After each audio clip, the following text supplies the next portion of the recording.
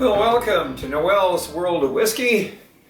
And worked a hard day, but it's always exciting when you get a chance to open up a new bottle. And what do we got here? This is a Pike Creek European Oak, 21 years old. This is a Dr. Don Livermore creation. One of the many Pike Creeks that are winning awards in Canada and all over the world. Now, some interesting things about Pike Creek is a lot of it is how they're finished. And there's quite a few different expressions. There's the more recent one was the Oloroso finish. I believe there's a Speyside finish, 21 as well. I think there's a malt finish. Actually, I'll get my phone here. I think it's on my phone here, but there was a malt. I know there's a rum finish as well. And yeah, there's a 15-year-old Cabernet Sauvignon. Wow. That's that Pike Creek, 15-year-old Cabernet Sauvignon, cask finish. And of course we have the Oloroso, and we have this 21-year-old Speyside cask finish. Here's a good one. There's a 22-year-old Pedro Jimenez cask finish. Boy, there's just, and I know there's a rum finish as well. He just keeps coming out with these, by golly. Interesting stuff. Impressed. I'm impressed. So let's see how much more impressed I'm going to be. Nice bottle. I like what they've done with these bottles. So I've done a lot 40. Also did I did a review and also introduction in Canadian whiskey. We talk a lot about Dr. Don Livermore, and so you can always I can actually put a I'll put the actual reviews on that web page on my channel, and let's give it a pour.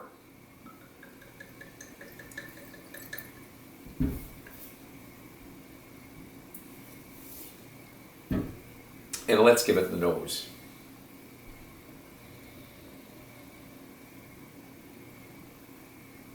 Oh, my golly. A little bit of spice with the vanilla. Vanilla and spices. Kind of like a Glen Grant. An 18-year-old Glen Grant. Spicy and vanilla. Yeah, getting a little bit, I know this is got corn distilled in it, and there is a good portion of it that is column distilled as well. I'm not sure the percentage of rye. It was undisclosed, the actual grain mix on this here, but there is some rye in here. I do kind of get the spices here. I think that's the European oak though. Almost Indian spices. And caramelized onions. Yeah. Bit of ginger. But the oak is there. I'm definitely getting the oak. Get more sweet stuff happening now. And almost some Christmassy stuff here. That could be the spices mix, you know, I don't know, it's kind of like the spices you get in a minced meat. Yeah, nice. And of course I'm getting a mix here of the dark and the red fruits. Okay, the palate.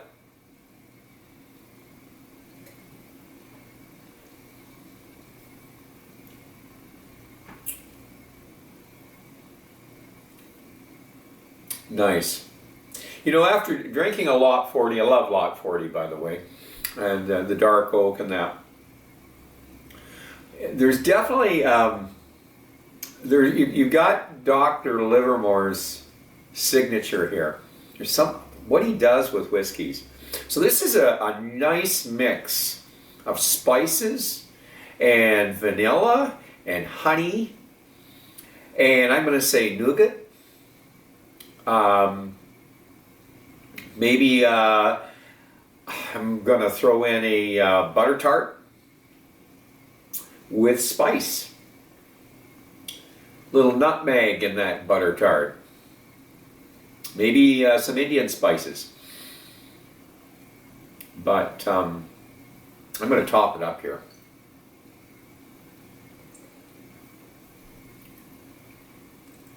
I'm getting maple syrup. I'm definitely getting maple syrup here. And I said nutmeg.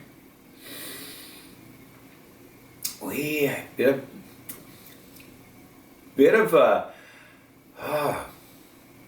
caramel, chocolate caramels, but the maple syrup probably more so. Boy, the oak is definitely there. 21 years of oak. It's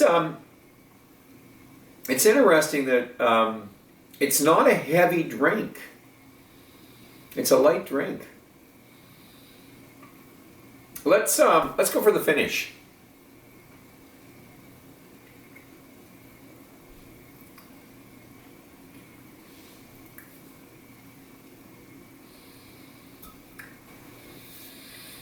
So I'm going to say it's a shorter finish, and the oak is really coming through. The seasoned oak, and I'm going to say that's European oak. Now I know there's a mix of the the percentage. I heard 50 to 25%. Now I don't know if I read it. Maybe it was on my phone. 50 to 25%. Just see if it tells us here. But boy, I'm gonna put it on the I'll put it on the review, because I'm trying to I'm going to say that the European oak is not overpowering, but it's there. It's a nice balance with the Canadian oak, and the rye is not. It's really gentle. I'm not sure how much rye is in this, but it's very gentle. It's just not, like I'm just not getting the rye as I do in a Lot 40. But if I had a bit of an idea what the percentages were, it'd be interesting. Short finish, nice. It's got some nice layers. Certainly the sweetness, the spices, the oak, the sweetness almost breaks down into spicy sweet to sweet sweet. That's what's kind of unique about it. So let's add some water to this and see what it does. And we've got this thing started. I think we're going to have some interesting stuff going on here. We add the water. Now this, I believe, is 45.5. Let's see what it says there. 45%, yeah. So, a little bit of water.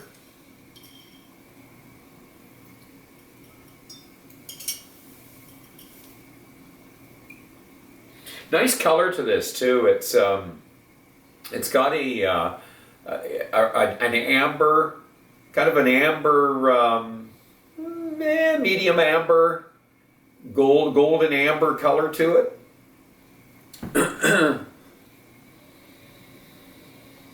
Getting the sweet.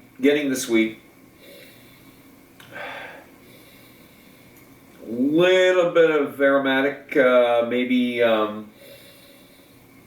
some herbal notes even.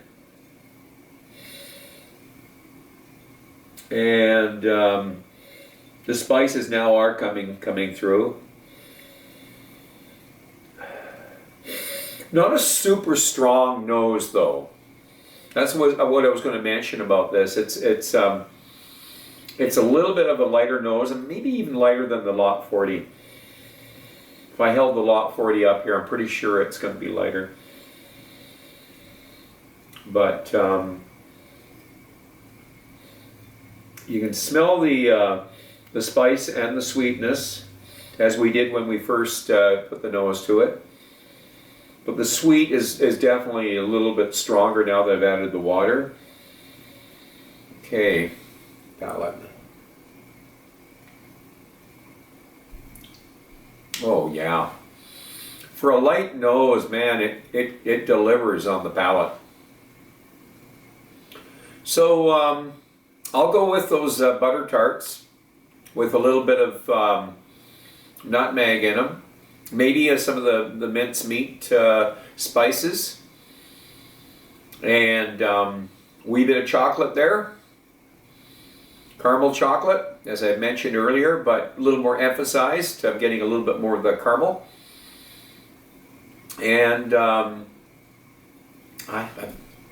top it up here.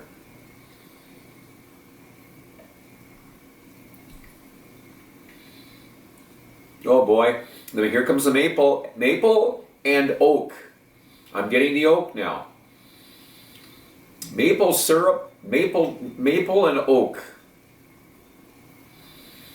The European oak, no doubt, the spices. It's so balanced. The amount of European oak influence here is not overpowering. I've had European oak overpower a drink and really kind of spoiled what you've got a bourbon cask and you've got a European oak cask. I think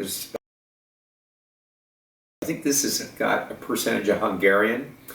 I forget what the percentage of French to Hungarian. I think that's how it goes. But anyways, I can remember the European oak overpowering the bourbon casks, and it almost destroyed the drink. But this is perfect. Dr. Livermore has got the right balance here. It's a nice drink, it really is, and it's a little different than what I've experienced with them in the Lot 40. So. And I drank Weiser's a lot prior to Dr. Don Livermore, so I'm going to have to try a Weiser's now. He is a guru, that guy. He's become one of my favorite distillers, certainly in Canada here. So, anyways, this one's for me.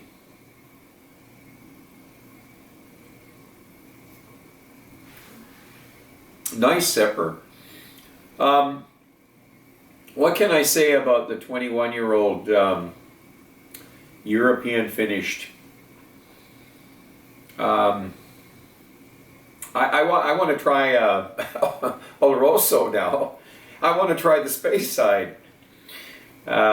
Certainly want to try that Pedro Menace 22-year-old, but it's a nice drink. I like what he's doing. Score. This guy here is definitely an 80. 81,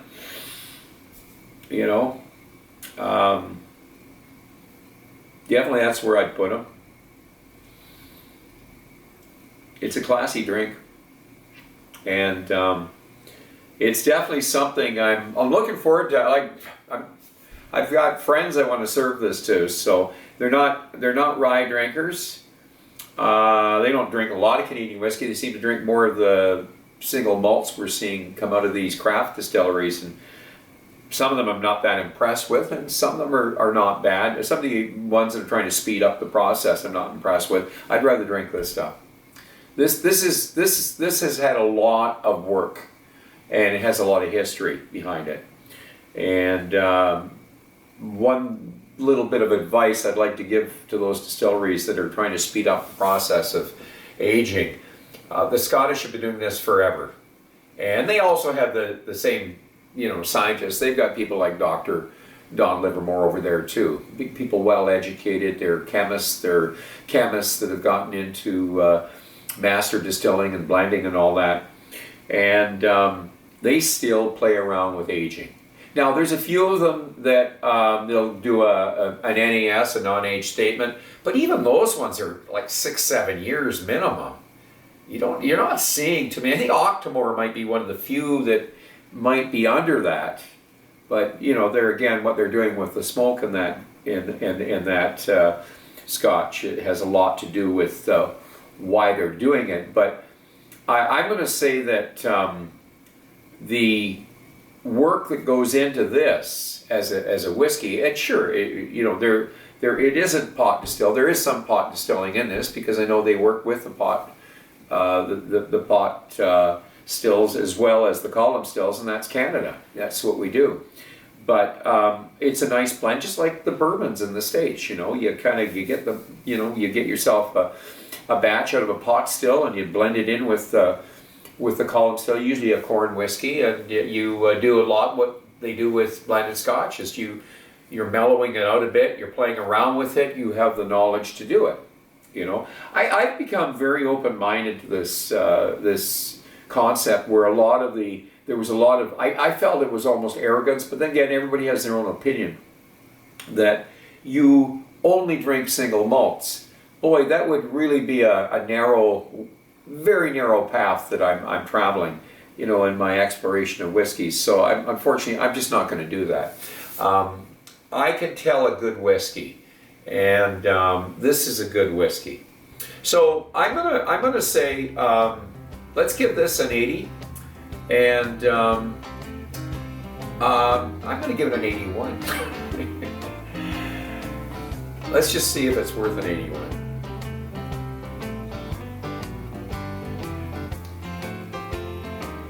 It's a beautiful sipper.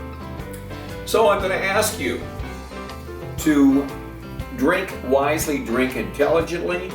Do not drink and drive. Until the next time, cheers.